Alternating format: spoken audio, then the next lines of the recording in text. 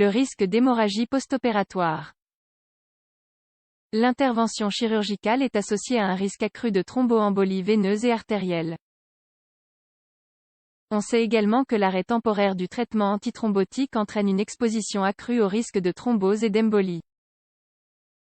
Les problèmes d'hémorragie post-opératoire peuvent être le résultat d'une blessure ou d'un traumatisme. Elles peuvent aussi s'expliquer par la façon dont le sang coagule. Différents types de vaisseaux sanguins transportent l'oxygène et les nutriments vers les tissus. Lorsque les vaisseaux sanguins ou les capillaires s'endommagent, des saignements peuvent se produire à l'intérieur ou à l'extérieur. L'hémostase correspond à l'arrêt des saignements des vaisseaux sanguins endommagés.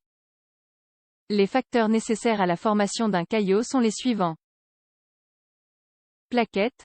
Les plaquettes sont de très petites cellules produites par la moelle osseuse. Le nombre normal de plaquettes est de 150 000 à 400 000. Facteurs de coagulation sanguine. Ces facteurs sont présents dans le sang et se produisent principalement dans le foie. L'intervention chirurgicale est associée à un risque accru de thromboembolie veineuse et artérielle. On sait également que l'interruption temporaire du traitement antithrombotique entraîne une exposition accrue au risque de thrombose et d'embolie. Le risque de saignement préopératoire induit par les anticoagulants oraux est généralement faible. Cependant, il augmente pendant et après l'intervention chirurgicale, selon la nature de celle-ci. Facteurs de risque de l'hémorragie post-opératoire. Une évaluation des risques liés à l'intervention chirurgicale est nécessaire chez ce type de patient. Pour cette raison, le type d'action par rapport au traitement antithrombotique se détermine par la situation du patient. Il faut évaluer le risque thrombotique et le risque hémorragique de l'intervention chirurgicale.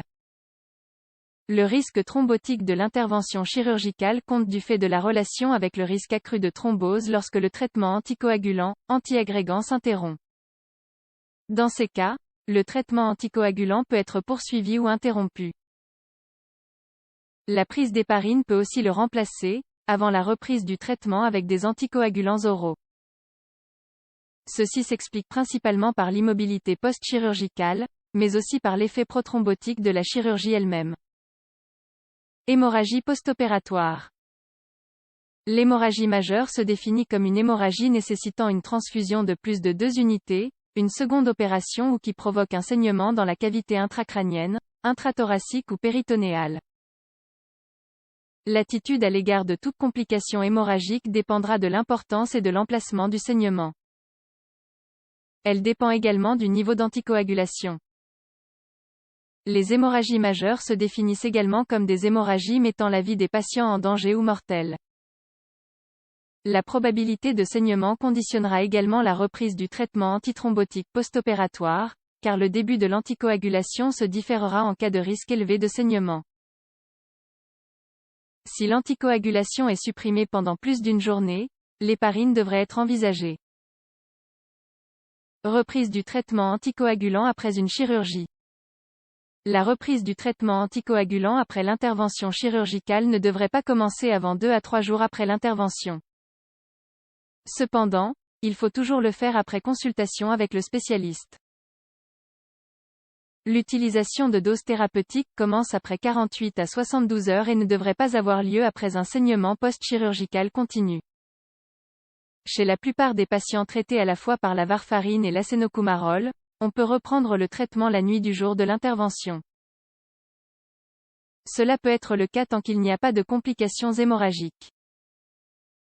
Cependant, l'effet thérapeutique ne commencera pas avant 4 à 5 jours après le début du traitement anticoagulant. L'un des principaux objectifs du patient anticoagulé est de retrouver son état antithrombotique le plus rapidement possible. Il faut prendre en compte une hémostase post-opératoire adéquate et le risque de saignement associé à l'intervention chirurgicale. En général, la plupart des saignements post-opératoires disparaissent dans les 24 heures suivant la chirurgie. Toutefois, ce n'est peut-être pas le cas, de sorte que l'anticoagulation ne devrait pas s'amorcer avant que l'hémostase ne revienne à la normale.